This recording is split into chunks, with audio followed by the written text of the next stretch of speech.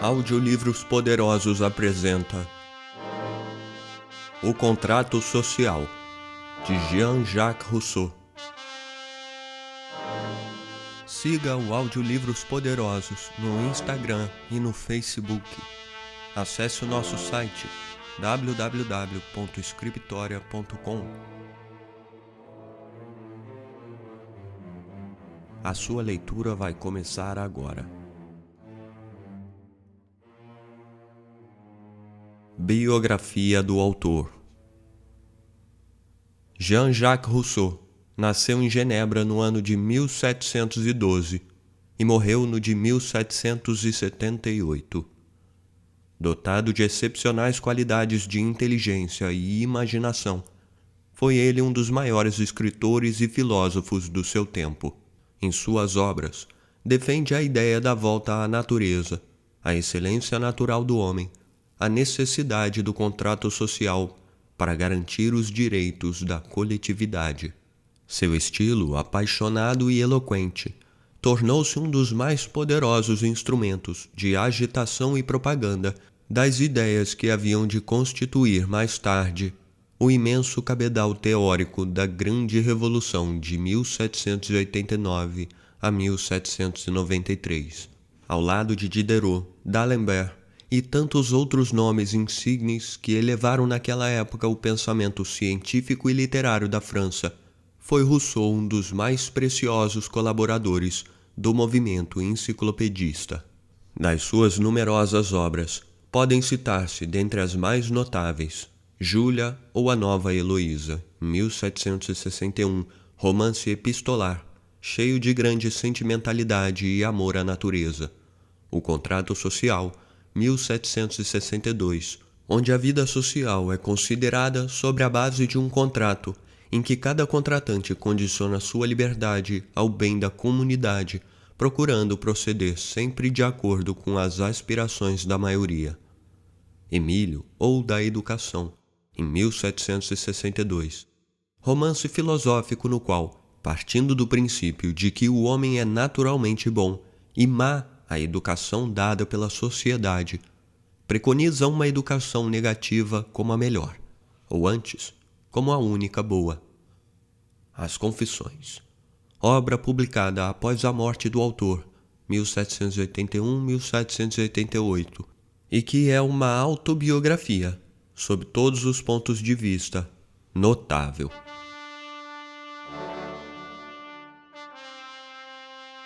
O Contrato Social.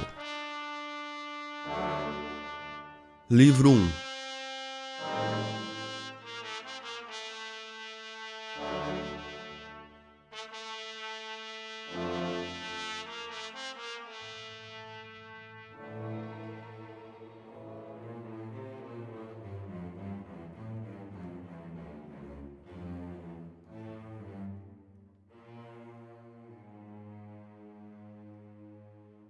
Eu quero investigar se pode haver na ordem civil alguma regra de administração legítima e segura que tome os homens tais como são e as leis tais como podem ser. Cuidarei de ligar sempre nesta pesquisa o que o direito permite com o que o direito prescreve, a fim de que a justiça e a utilidade de modo algum se encontrem divididas. Entro na matéria sem provar a importância de meu assunto. Perguntar-se-me-á se sou príncipe ou legislador para escrever sobre política. Se eu fosse príncipe ou legislador, não perderia meu tempo em dizer o que é preciso fazer. Eu o faria ou me calaria. Nascido cidadão de um Estado livre, nota, Genebra, fim da nota, e membro do soberano, por frágil que seja a influência de minha voz nos negócios públicos, basta-me o direito de votar para me impor o dever de me instruir no tocante a isso. Feliz todas as vezes que medito sobre os governos, de achar sempre em minhas pesquisas novas razões para amar o de meu país. 1. Assunto deste primeiro livro. O homem nasceu livre, e em toda parte se encontra sob ferros. De tal modo acredita-se o senhor dos outros, que não deixa de ser mais escravo que eles. Como é feita essa mudança? Ignoro. Que é que a torna legítima? Creio poder resolver esta questão. Se eu considerasse tão somente a força e o efeito que dela deriva, diria: enquanto um povo é constrangido a obedecer e obedece, faz bem. Tão logo ele possa sacudir o jugo e o sacode, faz ainda melhor. Porque recobrando a liberdade, graças ao mesmo direito com o qual lhe arrebataram, ou este lhe serve de base para retomá-la, ou não se prestava em absoluto para subtraí-la. Mas a ordem social é um direito sagrado que serve de alicerce a todos os outros. Esse direito, todavia, não vem da natureza. Está, pois, fundamentado sobre convenções. Mas antes de chegar aí, devo estabelecer o que venho de avançar. 2. Das primeiras sociedades. A mais antiga de todas as sociedades, e a única natural, é a da família. As crianças apenas permanecem ligadas ao pai o tempo necessário que dele necessitam para sua conservação. Assim que cesse tal necessidade, dissolve-se o laço natural. As crianças, eximidas da obediência devida ao pai, o pai isento dos cuidados devidos aos filhos, reentram todos igualmente na independência. Se continuam a permanecer unidos, já não é naturalmente, mas voluntariamente, e a própria família apenas se mantém por convenção. Esta liberdade comum é uma consequência da natureza do homem. Sua primeira lei consiste em proteger a própria conservação, seus primeiros cuidados, os devidos a si mesmo.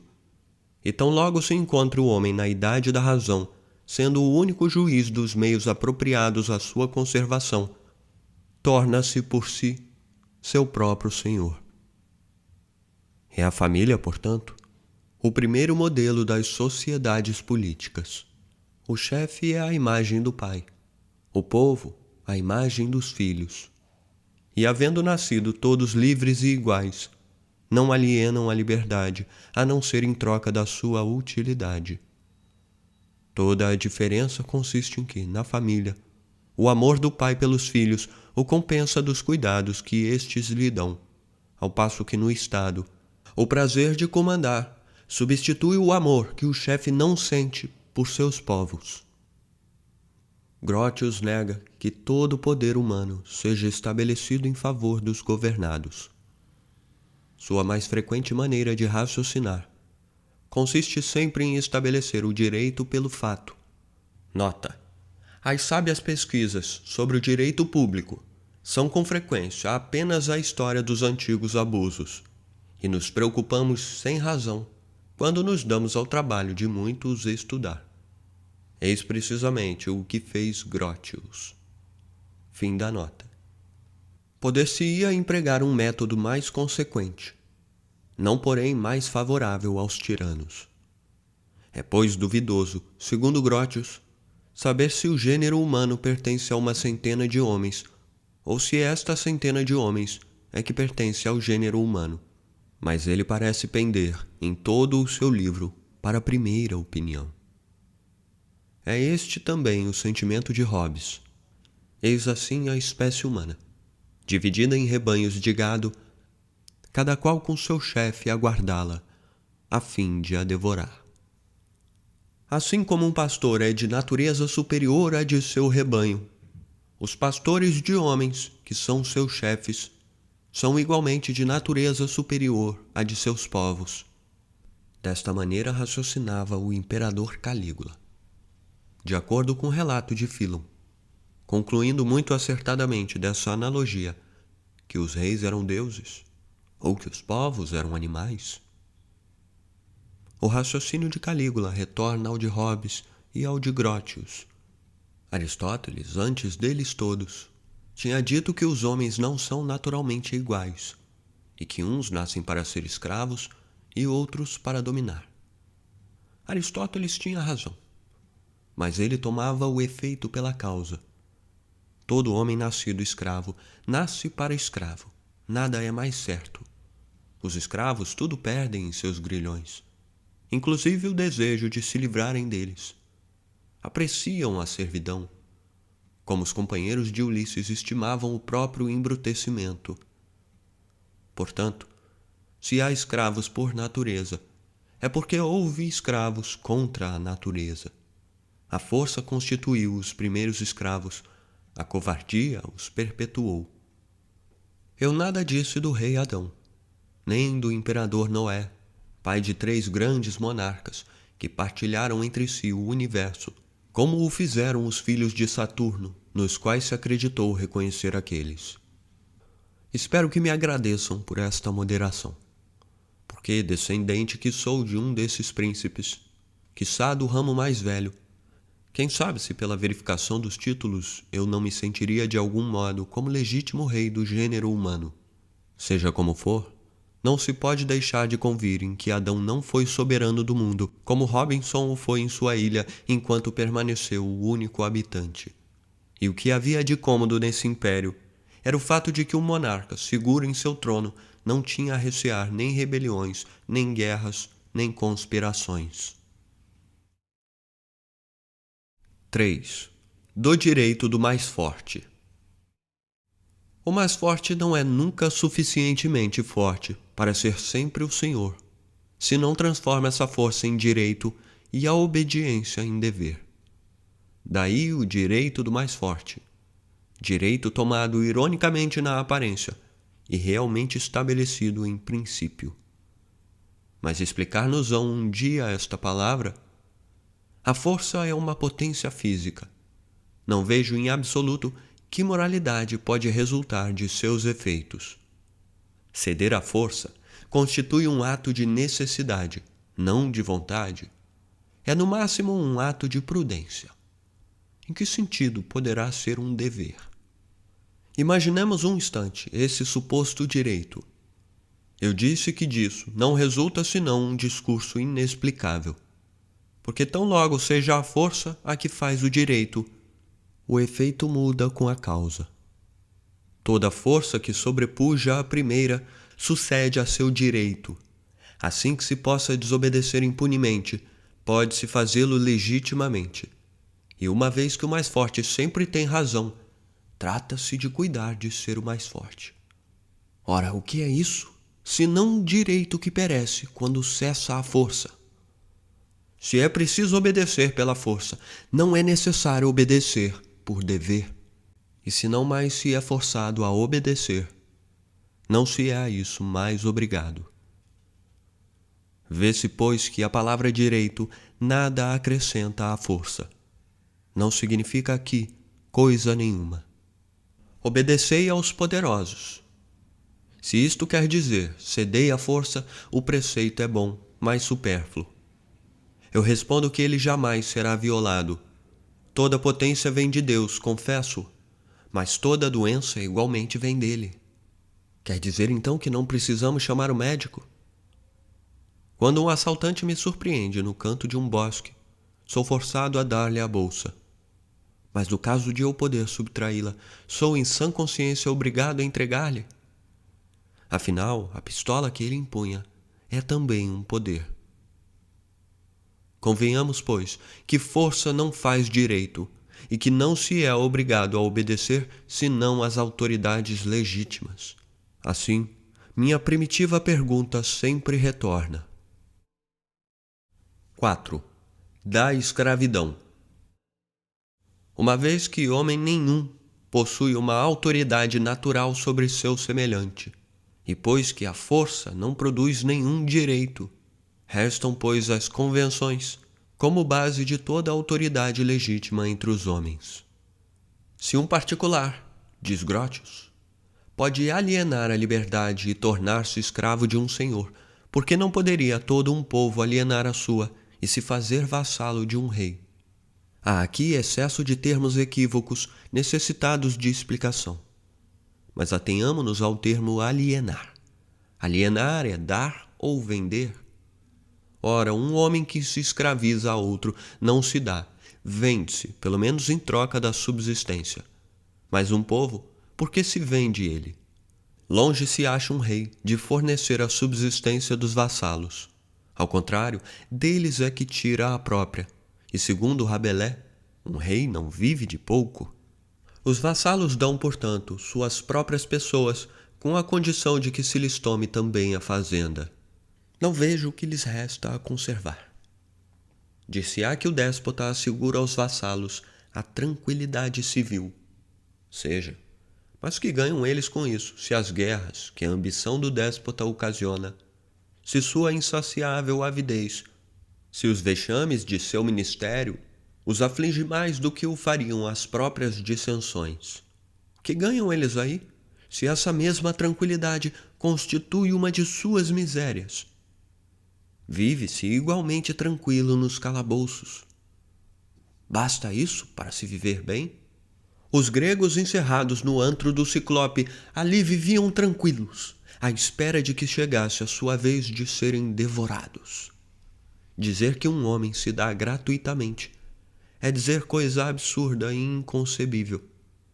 Um tal ato é ilegítimo e nulo, pelo simples fato de não se achar de posse de seu juízo quem isto comete. Dizer a mesma coisa de todo um povo é supor um povo de loucos. A loucura não faz direito.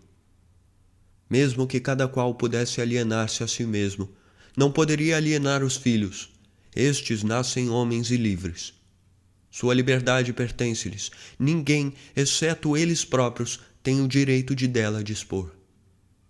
Antes de atingirem a idade da razão, pode o pai estipular em nome deles condições para a sua conservação, para o seu bem-estar. Mas não os pode dar irrevogável e incondicionalmente, porque tal dom é contrário aos fins da natureza e sobrepuja os direitos da paternidade. Portanto, para que um governo arbitrário fosse legítimo, seria preciso que o povo, em cada geração, fosse senhor de o admitir ou rejeitar. Mas então tal governo já não seria arbitrário. Renunciar à própria liberdade é o mesmo que renunciar à qualidade de homem, aos direitos da humanidade, inclusive aos seus deveres. Não há nenhuma compensação possível para quem quer que renuncie a tudo. Tal renúncia é incompatível com a natureza humana, e é arrebatar toda a moralidade às suas ações, bem como subtrair toda a liberdade à sua vontade. Enfim, não passa de vã e contraditória convenção estipular de um lado uma autoridade absoluta e de outro uma obediência sem limites. Não é claro não estar a gente a nada obrigada em relação àquele de quem se tem o direito de tudo exigir? E esta simples condição, sem equivalência, sem permuta, não arrasta a nulidade do ato? Que direito teria meu escravo contra mim, uma vez que me pertence tudo quanto ele possui, e sendo meu o seu direito, esse meu direito contra mim mesmo, não é porventura um termo sem sentido? Grotius e outros extraem da guerra uma outra origem do pretenso direito de escravatura. Segundo eles, tendo o vencedor o direito de matar o vencido, pode este resgatar a vida às expensas de sua liberdade, convenção tanto mais legítima, porque beneficia os dois. Mas é claro que este pretenso direito de matar os vencidos não resulta de nenhuma maneira do estado de guerra, pelo simples fato de que os homens, vivendo na sua primitiva independência, não possuem de modo algum relações suficientemente frequentes entre si para constituírem nem o estado de paz, nem o estado de guerra. Naturalmente, não são em absoluto inimigos. É a relação das coisas e não dos homens que constitui a guerra. E como o estado de guerra não pode nascer de simples relações pessoais, mas unicamente de relações reais, a guerra privada ou de homem contra homem não pode existir nem ao estado natural, em que não há nenhuma propriedade constante, nem no estado social, em que tudo se encontra sob a autoridade das leis.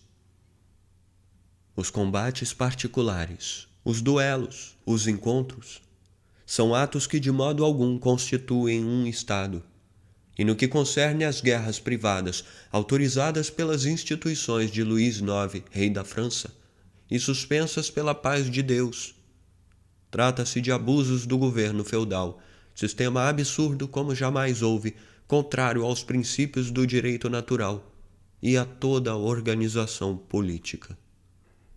Não é, pois, a guerra uma relação de homem para homem, mas uma relação de Estado para Estado, na qual os particulares apenas acidentalmente são inimigos, não na qualidade de homens, nem mesmo como cidadãos, mas como soldados.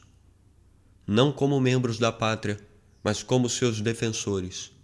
Enfim, cada Estado não pode ter como inimigo, senão outro Estado, nunca homens, entendido que entre coisas de naturezas diversas é impossível fixar uma verdadeira relação. Tal princípio está conforme às máximas estabelecidas no decorrer de todos os tempos e à prática constante de todos os povos civilizados. As declarações de guerra constituem advertências dirigidas menos às autoridades que a seus vassalos. O estrangeiro, seja rei, particular ou povo, que roube, mate ou detenha os vassalos, sem declaração de guerra ao príncipe, não é um inimigo, é um salteador. Mesmo em plena guerra, um príncipe justo apropria-se, em país inimigo, completamente de tudo o que pertence ao público, mas respeita a pessoa e os bens dos particulares. Respeita direitos sobre os quais estão alicerçados os seus. Como o objetivo da guerra consiste em destruir o Estado inimigo, tem-se o direito de matar os defensores enquanto estiverem com as armas na mão. Mas tão logo as deponham e se rendam, cessam de ser inimigos ou instrumentos do inimigo. Voltam a ser simplesmente homens, e não mais se dispõe de direito sobre suas vidas. Pode-se por vezes matar o Estado sem matar um único de seus membros. Ora, a guerra não dá nenhum direito desnecessário ao seu objetivo. Estes princípios não são os mesmos de Grotius. Não estão alicerçados nas autoridades de poetas, mas derivam da natureza das coisas e são baseados na razão. A respeito do direito de conquista, não há outro fundamento afora a lei do mais forte. Se a guerra não dá ao vencedor o direito de massacrar os povos vencidos, o direito que ele não possui não pode estabelecer o de os escravizar. Só se tem o direito de matar o inimigo quando não se pode escravizá-lo. O direito de o escravizar não vem por conseguinte do direito de matá-lo. Constitui, pois, uma troca iníqua, fazê-lo comprar ao preço da liberdade, a vida, sobre a qual não se possui nenhum direito, estabelecendo-se o direito de vida e morte sobre o direito de escravatura, e o direito de escravatura sobre o direito de vida e morte. Não está claro que tombamos no círculo vicioso? Mesmo admitindo esse terrível direito de tudo matar, afirmo que um escravo obtido na guerra ou um povo conquistado só é constrangido a obedecer ao Senhor enquanto a isto for forçado, tomando-lhe um equivalente à sua vida. O vencedor não lhe concedeu graça. Ao invés de o matar sem proveito, matou-o inutilmente.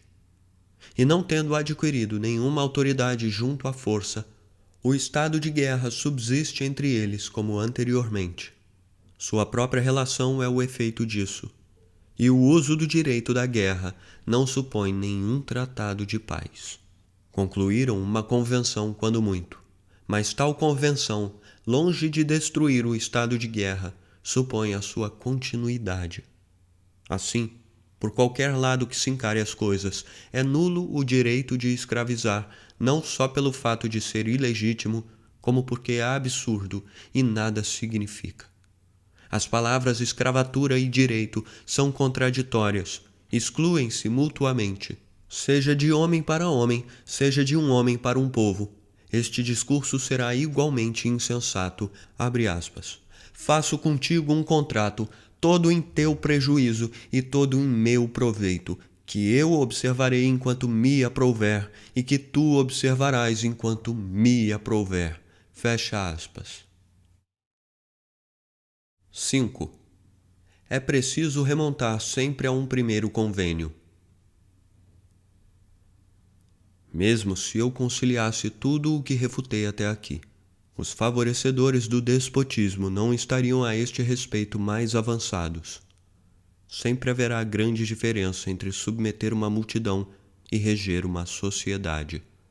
No fato de homens esparsos serem sucessivamente subjugados a um único, independente do número que constituam, não vejo nisto senão um senhor e escravos, e não um povo e seu chefe. É, se quiser, um ajuntamento, mas de modo algum uma associação. Não há nisto nem bem público, nem corpo político. Tal homem, embora tenha escravizado a metade do mundo, não deixa de ser sempre um particular. Seu interesse, separado do interesse dos outros, não é senão um interesse privado. Se esse mesmo homem vier a perecer, seu império, após si, ficará disperso e desligado, como um carvalho que se desfaz e tomba reduzido a um montão de cinzas, depois de consumido pelo fogo. Um povo, diz Grotius, pode entregar-se a um rei. Segundo Grotius, um povo é, pois, um povo antes de se entregar a um rei. Essa doação é um ato civil, supõe uma deliberação pública. Antes, portanto, de examinar o ato pelo qual o povo elege um rei, seria bom examinar o ato pelo qual o povo é um povo, porque esse ato, sendo necessariamente anterior ao outro, constitui o verdadeiro fundamento da sociedade. Com efeito, se não houvesse em absoluto convênio anterior, onde estaria, a menos que a eleição fosse unânime, a obrigação, por parte do pequeno número, de submeter-se à escolha do grande número? E como 100 indivíduos que desejam um senhor podem ter um direito de votar por 10 que de modo nenhum o desejam? A lei da pluralidade dos sufrágios é por si mesma um estabelecimento de convênio, e supõe ao menos uma vez a unanimidade. 6. Do pacto social.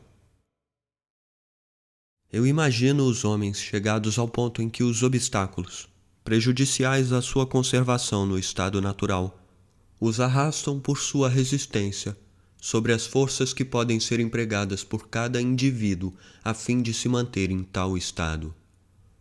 Então esse estado primitivo não mais tem condições de subsistir, e o gênero humano pereceria se não mudasse a sua maneira de ser. Ora, como é impossível aos homens engendrar novas forças, mas apenas unir e dirigir as existentes, não lhes resta outro meio para se conservarem, senão formando por agregação uma soma de forças que possa arrastá-los sobre a resistência, pô-los em movimento por um único móvel e fazê-los agir de comum acordo. Essa soma de forças só pode nascer do concurso de diversos. Contudo, sendo a força e a liberdade de cada homem os primeiros instrumentos de sua conservação, como as empregará ele, sem se prejudicar, sem negligenciar os cuidados que se deve?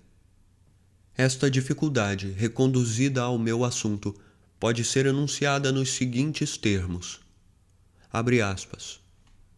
Encontrar uma forma de associação que defenda e proteja de toda a força comum a pessoa e os bens de cada associado, e pela qual cada um, unindo-se a todos, não obedeça, portanto, senão a si mesmo, e permaneça tão livre como anteriormente.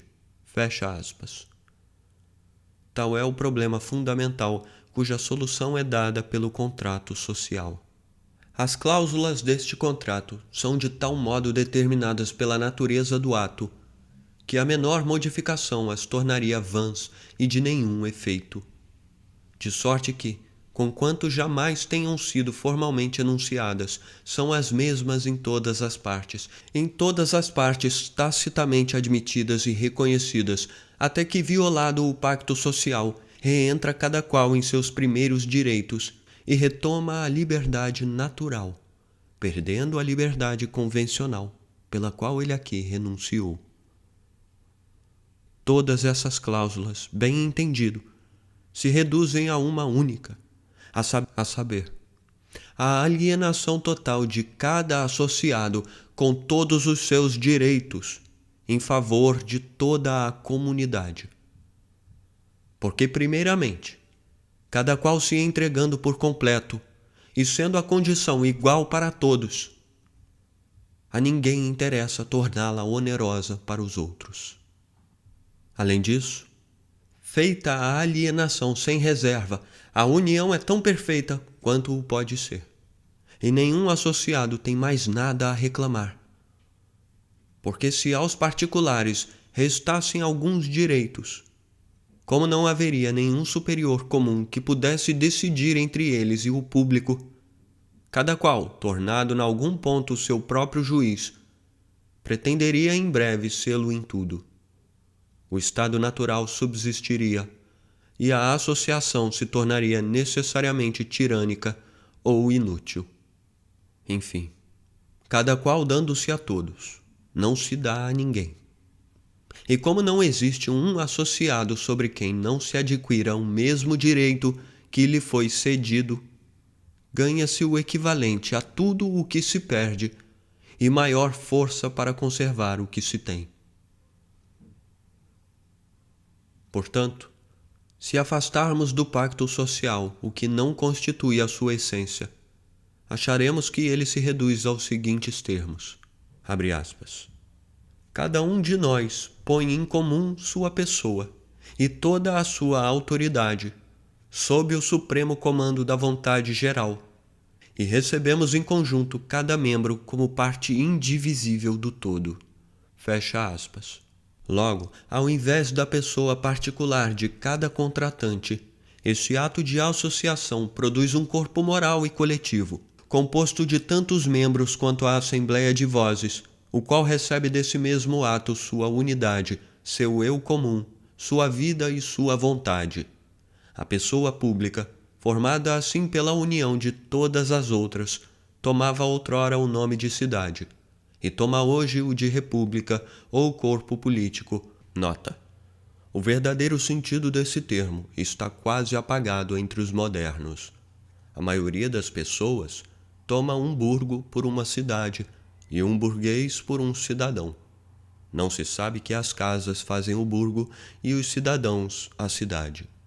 Esse mesmo erro caro custou aos cartagineses.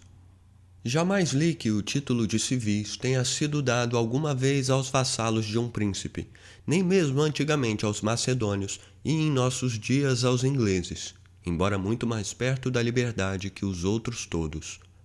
Somente os franceses tomam todos o nome de cidadãos, porque não têm disso nenhuma verdadeira ideia, como podemos ver em seus dicionários. Não fossem assim, cometeriam, usurpando-o, o crime de lesa majestade. Tal nome entre eles exprime uma virtude e não um direito.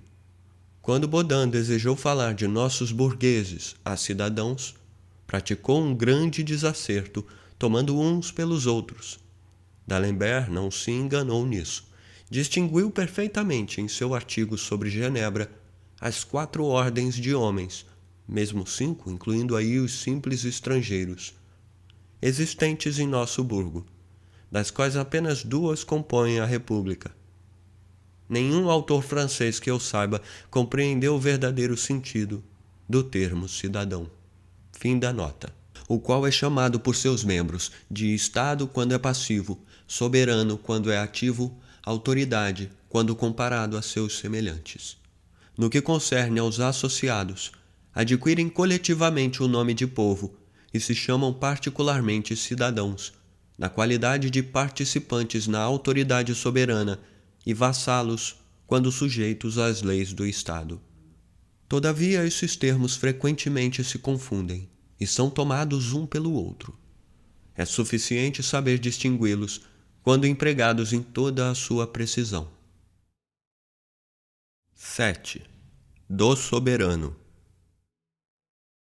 Vê-se por esta fórmula que o ato de associação encerra um acordo recíproco do público com os particulares, e que cada indivíduo contratante, por assim dizer, consigo mesmo, se acha obrigado sob uma dupla relação, a saber, como membro do soberano para com os particulares e como membro do Estado para com o soberano. Mas não se pode aqui aplicar a máxima do direito civil, que ninguém está obrigado aos acordos tomados consigo mesmo, porque há grande diferença entre obrigar-se consigo mesmo ou com um todo de que se faz parte. É necessário assinalar ainda que a deliberação pública, que pode obrigar todos os vassalos ao soberano, em virtude de suas diferentes relações sob as quais cada um deles é considerado, não pode, pela razão contrária, obrigar o soberano consigo mesmo, e que, em consequência, é contra a natureza do corpo político o soberano impor-se uma lei que não possa infringir, podendo considerar-se sujeito a uma só e mesma relação. Encontra-se ele no caso de um particular contratante consigo mesmo, por onde se observa que não há nem pode haver nenhuma espécie de lei fundamental obrigatória para o corpo do povo, nem mesmo o contrato social. O que não significa não possa esse corpo obrigar-se com outrem no que de modo algum derrogue esse contrato, porque no tocante ao estrangeiro, ele se torna um simples ser, um indivíduo. Contudo, o corpo político, ou o soberano, extraindo sua existência cinicamente da pureza do contrato, não pode jamais obrigar-se, mesmo para com outrem, a nada que derrogue esse ato primitivo, como alienar qualquer porção de si mesmo ou submeter-se a outro soberano. Violar o ato pelo qual existe seria aniquilar-se, e o que nada é, nada produz. Tão logo se encontre a multidão reunida num corpo, não se pode ofender um dos membros sem atacar o corpo, menos ainda ofender o corpo sem que os membros disso se ressintam. Assim, o dever e o interesse obrigam igualmente as duas partes contratantes a se auxiliarem de forma recíproca, e os próprios homens devem procurar reunir sob essa dupla relação todas as vantagens que disso dependem. Ora, sendo formado o soberano tão só dos particulares que o compõem, não há nem pode haver interesse contrário ao deles. Por conseguinte, não necessita a autoridade soberana de fiador para com os vassalos, por ser impossível queira o corpo prejudicar todos os membros, e por como logo veremos, não lhe ser possível prejudicar nenhum em particular. O soberano, somente pelo que é sempre tudo o que deve ser. Não sucede, porém, o mesmo com os vassalos em relação ao soberano, perante o qual, malgrado o interesse comum, ninguém responderia por suas obrigações, se ele não encontrasse os meios de fazer com que lhe fossem fiéis. Com efeito, cada indivíduo pode, como homem, ter uma vontade particular, contrária ou dessemelhante à vontade geral que possui na qualidade de cidadão. O interesse particular pode faltar-lhe de maneira totalmente diversa da que lhe fala o interesse comum.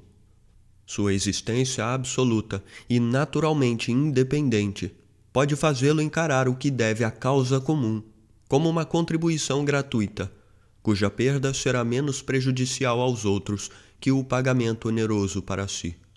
E olhando a pessoa moral que constitui o Estado como um ser de razão, pois que não se trata de um homem, ele desfrutará dos direitos do cidadão sem querer preencher os deveres do vassalo. Injustiça cujo progresso causaria a ruína do corpo político. A fim de que não constitua, pois, um formulário inútil, o pacto social contém tacitamente esta obrigação, a única a poder dar forças às outras. Quem se recusar a obedecer à vontade geral, a isto será constrangido pelo corpo em conjunto, o que apenas significa que será forçado a ser livre. Assim é esta condição. Oferecendo os cidadãos à pátria, protege-os de toda a dependência pessoal, condição que promove o artifício e o jogo da máquina política, e que é a única a tornar legítimas as obrigações civis, as quais sem isso seriam absurdas, tirânicas e sujeitas aos maiores abusos. 8. Do Estado Civil. A passagem do estado natural ao estado civil produziu no homem uma mudança considerável, substituindo em sua conduta a justiça a um instinto, e imprimindo às suas ações a moralidade que anteriormente lhes faltava. Foi somente então que a voz do dever, sucedendo ao impulso físico e o direito ao apetite, fizeram com que o homem, que até esse momento só tinha olhado para si mesmo, se visse forçado a agir por outros princípios e consultar a razão antes de ouvir seus pendores. Embora se prive, nesse estado, de diversas vantagens recebidas da natureza, ganha outras tão grandes. Suas faculdades se exercitam e desenvolvem, suas ideias se estendem, seus sentimentos se enobrecem, toda a sua alma se eleva a tal ponto que, se os abusos desta nova condição não o degradassem com frequência a uma condição inferior àquela de que saiu, deveria abençoar incessantemente o ditoso momento em que foi dali desarraigado para sempre, o qual transformou um animal estúpido e limitado num ser inteligente, num homem. Reduzamos todo este balanço a termos fáceis de comparar. O que o homem perde pelo contrato social é a liberdade natural e um direito ilimitado a tudo que o tenta e pode alcançar. O que ganha é a liberdade civil e a propriedade de tudo o que possui. Para que não haja engano em suas compensações, é necessário distinguir a liberdade natural, limitada pelas forças do indivíduo, da liberdade civil, que é limitada pela liberdade geral, e a posse, que não é senão o efeito da força ou do direito do primeiro ocupante. A posse é diferente da propriedade, que só pode ser baseada num título positivo. Poder-se-ia, em prosseguimento do precedente, acrescentar à aquisição do Estado Civil a liberdade moral, a única que torna o homem verdadeiramente senhor de si mesmo, posto que o impulso apenas do apetite constitui a escravidão, e a obediência à lei a si mesmo prescrita é a liberdade. Mas já falei demasiadamente deste assunto. O sentido filosófico do termo liberdade não constitui aqui o meu objetivo. 9. Do domínio real. Cada membro da comunidade dá-se a ela no instante em que esta se forma, tal como se encontram no momento ele e todas as suas forças. Os bens que ele possui dela fazem parte. Não quer dizer que, em virtude desse ato, mude a posse de natureza mudando de mãos e se torne propriedade em mãos do soberano. Mas como as forças da cidade são incomparavelmente maiores que as de um particular, o domínio público está também no fato mais forte e irrevogável, sem que o seja mais ou menos legítimo para os estrangeiros. Porque o Estado, no tocante a seus membros, é senhor de todos os seus bens, pelo contrato social que no Estado serve de base a todos os direitos, mas não o é no que concerne às outras autoridades, senão pelo direito de primeiro ocupante recebido dos particulares. O direito de primeiro ocupante, embora mais real que o direito do mais forte, só se torna um direito verdadeiro após o estabelecimento do direito de propriedade. Todo homem tem naturalmente direito a tudo que lhe é necessário, mas o ato positivo que o faz proprietário de algum bem o exclui de todo o resto. Feita a sua parte, deve ele a isso limitar-se e não mais tem nenhum direito na comunidade. Eis porque o direito de primeiro ocupante, tão frágil no estado natural, é responsável para todo o homem civil. Nesse direito, respeita-se menos o que pertence a outrem que o que não lhe pertence. Em geral, para autorizar sobre um terreno qualquer o direito de primeiro ocupante, são necessárias as seguintes condições. Primeiramente, que esse terreno ainda não se encontre habitado por ninguém. Em segundo lugar, que apenas seja ocupada a área de que se tem necessidade para subsistir.